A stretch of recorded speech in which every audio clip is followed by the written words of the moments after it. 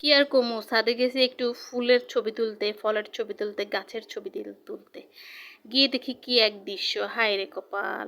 দেখি যে একটা বানর উপরের দিকে বসে আছে। তো ওরা সাধারণত বাচ্চা দিয়েছে। তো বাচ্চা দেওয়ার যে বানরগুলি দেয়, সে বানরগুলি অনেক ক্ষুধার্ত থাকে। তো আমার ঘরে আপেল ছিল, আমি গিয়ে অনেকক্ষণ ধরে ডাকতেছি, আসতেছে না। পরে অনেকক্ষণ পরে আসলো, কিন্তু ভয় পাচ্ছে। কেন ভয় পাচ্ছে তাও আমি বুঝতে পারতেছি না। প্রচুর ভয় পাচ্ছে। অন্য সময় আমাদেরকে থাবা দেয়, গিজগিজ করে দাঁত দেখায়, মানে আমাদেরকে ভয় দেখায়। ও এখন উল্টা সে ভয় পাচ্ছে। পরে আসতেছে না দেখে হাত থেকে নিচ্ছে না। পরে মেলা মারলাম, মেলা মেরে দিলাম। পরে দেখি যে আমাকে ভয় পাওয়ার কারণ হলো এই যে আমার টুনটুনকে দেখে বানর মানে আমার কাছে আসতেছে না। তো টুনটুন যায় ওর কাছে। আমি তো ভাবছি যে পিচ্ছি টিচ্ছি খামচি দেয় কিনা বা কামড় দেয় কিনা বানরে, এই বিড়ালটাকে আমার।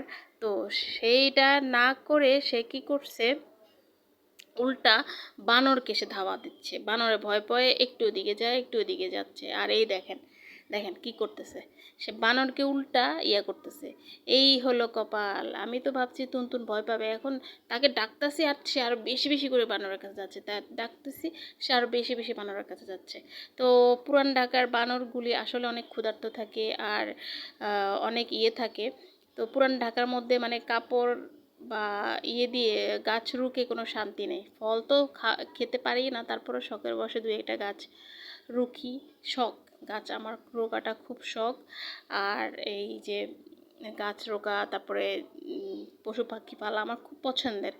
তো তারপরে গেলাম, আর বানরে কী করছে যে তার বাচ্চাটাকে নিয়ে এখন মানে দেখেন কি করে দেখেন কি করে, একটারে খালি ধাওয়া দিচ্ছে, ধাওয়া পাল্টা দেওয়া হচ্ছে। আর বাচ্চাটাকে নিয়ে মনে করছে বাচ্চাটাকে কি করে না করে, দেখেন কয়টা থাপ্পড় খাইছে বিড়ালটা, তারপরেও কিন্তু সে কিন্তু সরছে না।